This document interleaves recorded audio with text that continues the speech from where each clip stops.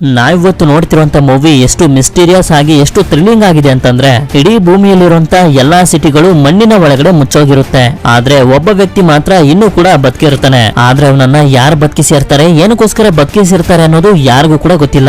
ಆದ್ರೆ ಒಂದು ದಿನ ಅವನಿಗೆ ಎಷ್ಟು ಭಯಂಕರವಾಗಿರುವಂತ ವಿಷಯ ಗೊತ್ತಾಗುತ್ತೆ ಅಂತಂದ್ರೆ ಅವನು ಈ ಪ್ರಪಂಚದ ಮೇಲೆ ಇಟ್ಟಿರುವಂತ ನಂಬಿಕೆನೆ ಕಳ್ಕೊಬಿಡ್ತಾನೆ. ಅಂತದ್ದು ಅವನಿಗೆ ಏನ್ ಗೊತ್ತಾಯ್ತು ಅಂತ ನೀವು ತಿಳ್ಕೊಬೇಕು ಅಂತಂದ್ರೆ ಈ ಮೂವಿನ ನನ್ನ ಜೊತೆ ಕೊನೆವರೆಗೂ ನೋಡಿ. ಈ ಮೂವಿ ಹೆಸರು ಆಬ್ಲಿವಿಯನ್ ಅಂತ. ಈಗ ತುಂಬಾ ಟೈಮ್ ಅನ್ನ ವೇಸ್ಟ್ ಮಾಡದೆ ನಮ್ಮ ಮೇನ್ ಸ್ಟೋರಿ ಕಡೆಗೆ ಹೊರಟೋಗೋಣ. ಈ ಕತೆ ಶುರು ಆಗೋದು ಒಂದು ಕನ್ಸಿಂದ. ಜಾಕ್ ಅನ್ನೋ ಒಬ್ಬ ವ್ಯಕ್ತಿ ಒಬ್ಳು ಹುಡುಗಿನ ಮೀಟ್ ಮಾಡೋದಕ್ಕೆ ಅಂತ ಬಂದಿರ್ತಾನೆ. ಆದ್ರೆ ಸಡನ್ ಆಗಿ ಇವನಿಗೆ ಎಚ್ಚರ ಆಗೋಗುತ್ತೆ. ಇದು 2077ನೇ ಇಸ್ವಿ. ಆಕ್ಚುಲಿ ಜಾಕ್ ಹಾಗೆ ಇವನ ಜೊತೆ ಕೆಲಸ ಮಾಡ್ತಿರುವಂತ ವಿಕ್ಟೋರಿಯಾಗೆ ಮೆಮೊರಿಯನ್ನ ಎರೇಸ್ ಮಾಡ್ಬಿಟ್ಟಿರ್ತಾರೆ. ಯಾಕೆ ಅಂತಂದ್ರೆ 50 ವರ್ಷಗಳ ಹಿಂದೆ ಸ್ಕ್ಯಾವೆಂಜರ್ಸ್ ಅನ್ನೋ ಏಲಿಯನ್ಸ್ ಗಳು ಭೂಮಿ ಮೇಲೆ ಅಟ್ಯಾಕ್ ಮಾಡಿ ಚಂದ್ರನನ್ನ ಧ್ವಂಸ ಮಾಡಕ್ ಬಿಟ್ಟಿರ್ತಾರೆ. ಇದರಿಂದ ಭೂಮಿಲಿ ಸುನಾಮಿ, ಚಂಡಮಾರುತಗಳೆಲ್ಲ ಬಂದು ಪ್ರಳಯನೇ ಆಗೋಗಿರುತ್ತೆ. ಅದಕ್ಕೆ ಸ್ಕ್ಯಾವೆಂಜರ್ಸ್ ಗಳ ಜೊತೆ ಯುದ್ಧ ಮಾಡೋದಕ್ಕೆ ಅಂತ ಮನುಷ್ಯರು ಕೂಡ ನ್ಯೂಕ್ಲಿಯರ್ ಬಾಂಬ್ ಗಳನ್ನ ಯೂಸ್ ಮಾಡ್ತಾರೆ. ಇದರಿಂದ ಸ್ಕ್ಯಾವೆಂಜರ್ಸ್ ಗಳ ಮೇಲೆ ಯುದ್ಧನೇನೋ ಗೆದ್ರು.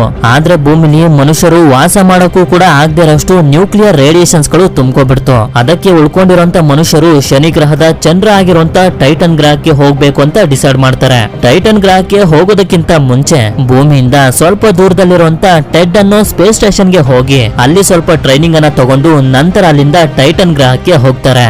ಈ ಭೂಮಿಯ ಸಮುದ್ರಗಳಲ್ಲಿ ರಿಕ್ಸ್ ಅನ್ನೋ ದೊಡ್ಡ ದೊಡ್ಡ ಮಷಿನ್ ಗಳನ್ನ ಹಾಕಿರ್ತಾರೆ. ಇವುಗಳು ಸಮುದ್ರದ ನೀರನ್ನ ಫ್ಯೂಷನ್ ಎನರ್ಜಿ ಆಗಿ ಕನ್ವರ್ಟ್ ಮಾಡಿ ಆ ಎನರ್ಜಿನ ಟೈಟನ್ ಗ್ರಹದಲ್ಲಿರುವಂತ ಮನುಷ್ಯರಿಗೆ ಕಳಿಸ್ತಿರುತ್ತೆ. ಅಲ್ಲಿರುವಂತ ಜನರಿಗೆ ಎಲೆಕ್ಟ್ರಿಸಿಟಿ ಸಿಗ್ಲಿ ಅಂತ. ಆದ್ರೆ ಭೂಮಿಲಿ ಇನ್ನೂ ಕೂಡ ಸ್ವಲ್ಪ ಸ್ಕ್ಯಾವೆಂಜರ್ಸ್ ಗಳು ಉಳ್ಕೊಂಡಿರ್ತವೆ. ಅವುಗಳು ದೊಡ್ಡ ದೊಡ್ಡ ರಿಕ್ಸ್ ಗಳನ್ನ ಹಾಳು ಮಾಡೋದಕ್ಕೆ ಪ್ರಯತ್ನ ಪಡ್ತಿರ್ತವೆ. ಅವುಗಳನ್ನ ತಡೆದು ರಿಕ್ಸ್ ನ ಕಾಪಾಡೋದೇ ಜಾಕ್ ಹಾಗೆ ವಿಕ್ಟೋರಿಯಾ ಕೆಲಸ. ಇನ್ನು 2 ವಾರಗಳಷ್ಟೇ ಇವರ ಕೆಲಸ ಇರೋದು. ಅದು ಮುಗಿತಿದ್ದಂಗೆನೆ ಇವರು ಕೂಡ ಟೈಟನ್ ಗ್ರಹಕ್ಕೆ ಹೊರಟೋಗ್ತಾರೆ. ಹೀಗೆ ಇರಬೇಕಾದ್ರೆ ಒಂದು ದಿನ ಜಾಕ್ ಹಾಗೆ ವಿಕ್ಟೋರಿಯಾಗೆ ಗೊತ್ತಾಗುತ್ತೆ ಸೆಕ್ಯೂರಿಟಿಗೆ ಬಿಟ್ಟಿರೋ 2 ಡ್ರೋನ್ಸ್ ಗಳನ್ನ ಸ್ಕ್ಯಾವೆಂಜರ್ಸ್ ಗಳು ನಾಶ ಮಾಡಿದ್ದಾರೆ ಅಂತ. ಅದಕ್ಕೆ ಅದನ್ನ ಹುಡುಕಿ ರೆಡಿ ಮಾಡೋದಕ್ಕೆ ಅಂತ ಜಾಕ್ ಹೋಗ್ತಿರ್ತಾನೆ. ಈ ಕಡೆ ವಿಕ್ಟೋರಿಯಾನ ಸ್ಯಾಲಿ ಅನ್ನೋ ಒಬ್ಳು ಕಮಾಂಡರ್ ಕಾಂಟ್ಯಾಕ್ಟ್ ಮಾಡ್ತಾಳೆ. ಆಕ್ಚುಲಿ ಇಲ್ಲಿ ಜಾಕ್ ಹಾಗೆ ವಿಕ್ಟೋರಿಯಾ ಏನೇನೆಲ್ಲ ಕೆಲಸನ ಮಾಡ್ಬೇಕು ಅಂತ ಆರ್ಡರ್ ಮಾಡೋದು ಈ ಸ್ಯಾಲಿನೇ. ಅಂದ್ರೆ ಸ್ಯಾಲಿ ಹೇಳಿದಂತ ಕೆಲಸನೇ ಇವರಿಬ್ರು ಮಾಡ್ತಿರ್ತಾರೆ ಅಷ್ಟೇ. ಜಾಕ್ ಹೇಗೋ ಮಾಡಿ ಒಂದು ಡ್ರೋನ್ ಕ್ರಾಶ್ ಆಗಿದ್ದಂತ ಜಾಗನ ಹುಡ್ಕೊಂಡು ಬರ್ತಾನೆ. ನಂತರ ರಿಪೇರ್ ಮಾಡೋದಕ್ಕೆ ಬೇಕಾದಂತ ಎಲ್ಲಾ ಪಾರ್ಟ್ಸ್ ಗಳನ್ನ ತಂದು ಆ ಡ್ರೋನ್ ನ ರೆಡಿ ಮಾಡೋದಕ್ಕೆ ಶುರು ಮಾಡ್ತಾನೆ. ಆಗ ಇವನಿಗೆ ಗೊತ್ತಾಗುತ್ತೆ ಸ್ಕ್ಯಾವೆಂಜರ್ಸ್ ಗಳು ಡ್ರೋನ್ ನ ಒಳಗಡೆ ಇದ್ದಂತ ಫ್ಯೂಲ್ ಸೆಲ್ ಅನ್ನ ಕದ್ಬಿಟ್ಟಿದ್ದಾರೆ ಅಂತ. ಫ್ಯೂಲ್ ಸೆಲ್ ಅಂತಂದ್ರೆ ಈ ಡ್ರೋನ್ ಗೆ ಪವರ್ ಕೊಡುವಂತ ಒಂದು ಸೆಲ್. ಅದಕ್ಕೆ ಒಂದು ಹೊಸ ಫ್ಯೂಲ್ ಸೆಲ್ ಅನ್ನ ಹಾಕ್ತಾನೆ. ಅದನ್ನ ಹಾಕ್ತಿದ್ದಂಗೆನೆ ಡ್ರೋನ್ ಸರಿ ಹೋಗಿ ಆನ್ ಆಗುತ್ತೆ. ಆಗ ಜಾಕ್ ಅದಕ್ಕೆ ಹೇಳ್ತಾನೆ, ನನ್ನ ಹೆಸರು ಜಾಕ್ 49 ಅಂತ. ಅದು ಅವನನ್ನ ಸ್ಕ್ಯಾನ್ ಮಾಡುತ್ತೆ. ಇವನಿಂದ ಏನು ಅಪಾಯ ಇಲ್ಲ ಅಂತ ಗೊತ್ತಾದ್ಮೇಲೆ ಆ ಡ್ರೋನ್ ಅದರ ಸೆಕ್ಯೂರಿಟಿ ಕೆಲಸನ ಮಾಡೋದಕ್ಕೆ ಅಲ್ಲಿಂದ ಹೊರಟೋಗುತ್ತೆ. ಜಾಕ್ 49 ಅನ್ನೋ ಹೆಸರನ್ನ ಇವನಿಗೆ ಸ್ಯಾಲಿನೇ ಕೊಟ್ಟಿರ್ತಾಳೆ. ಅದೇ ಸಮಯಕ್ಕೆ ಇವನಿಗೆ ಮತ್ತೊಂದು ಡ್ರೋನ್ ಎಲ್ಲಿ ಕ್ರಾಶ್ ಆಗಿದೆ ಅನ್ನೋ ಲೊಕೇಶನ್ ಸಿಕ್ಬಿಡುತ್ತೆ. ಆದ್ರಿಂದ ಇವನು ಒಂದು ಸ್ಕೂಟರ್ ನ ತಗೊಂಡು ಆ ಲೊಕೇಶನ್ ಹುಡ್ಕೊಂಡು ಹೋಗ್ತಾನೆ. ತುಂಬಾ ಹೊತ್ತು ಟ್ರಾವೆಲ್ ಮಾಡಿ ಮುಂದೆ ಬಂದಾಗ ಇವನು ಆ ಲೊಕೇಶನ್ ಗೆ ಬಂದು ತಲುಪ್ತಾನೆ. ಅಲ್ಲಿ ಬಂದು ನೋಡಿದ್ರೆ ಆ ಡ್ರೋನ್ ಹೋಲ್ ಮಾಡ್ಕೊಂಡು ಕೆಳಗಡೆ ಹೊಟ್ಟೋಗಿರುತ್ತೆ. ಅದಕ್ಕೆ ಅದನ್ನ ರೆಡಿ ಮಾಡೋದಕ್ಕೆ ಅಂತ ಸ್ಕೂಟರ್ ಗೆ ಹಗ್ಗ ಕಟ್ಕೊಂಡು ಕೆಳಗಡೆ ಬರ್ತಿರ್ತಾನೆ. ಆಗ ನಮ್ಗೆ ತೋರಿಸ್ತಾರೆ ಯಾರೋ ಜಾಕ್ ನ ವಾಚ್ ಮಾಡ್ತಿರ್ತಾರೆ. ನಂತರ ಇವನು ಒಳಗಡೆ ಬಂದು ತಲುಪಿದಾಗ ನಮ್ಗೆ ಗೊತ್ತಾಗುತ್ತೆ ಈ ಜಾಗ ಒಂದು ಲೈಬ್ರರಿ ಅಂತ. 50 ವರ್ಷದ ಹಿಂದೆನೆ ಈ ಭೂಮಿಲಿದ್ದಂತ ಪ್ರತಿಯೊಂದು ಬಿಲ್ಡಿಂಗ್, ಸಿಟಿ ಎಲ್ಲ ಮಣ್ಣಿನ ಒಳಗಡೆ ಮುಚ್ಚೋಗಿರುತ್ತೆ. ಅದೇ ರೀತಿ ಲೈಬ್ರರಿನೂ ಕೂಡ ಮುಚ್ಚೋಗಿತ್ತು. ಹೀಗೆ ಇವನು ಡ್ರೋನ್ ನ ಹುಡ್ಕೊಂಡು ಮುಂದೆ ಬಂದು ನೋಡಿದ್ರೆ ಅಲ್ಲಿ ಬರೀ ಡ್ರೋನ್ ನ GPS ಮಾತ್ರ ಇರುತ್ತೆ. ನೋಡಿದ್ರೆ ಅಷ್ಟೊತ್ತಿಗೆ ಸ್ಕ್ಯಾವೆಂಜರ್ಸ್ ಗಳು ಇವನ ಮೇಲೆ ಅಟ್ಯಾಕ್ ಮಾಡೋದಕ್ಕೆ ಶುರು ಮಾಡ್ಬಿಡ್ತಾರೆ. ಇವನು ಕೂಡ ತುಂಬಾ ಗಾಬರಿಯಿಂದಾನೆ ಅವುಗಳ ಮೇಲೆಲ್ಲ ಅಟ್ಯಾಕ್ ಮಾಡ್ತಾ ಅಲ್ಲಿಂದ ತಪ್ಪಿಸ್ಕೊಂಡು ಹೋಗ್ತಿರ್ಬೇಕಾದ್ರೆ ಬೈಕ್ ಗೆ ಕಟ್ಟಿದಂತ ವೈರ್ ಕಟ್ ಆಗೋಗುತ್ತೆ.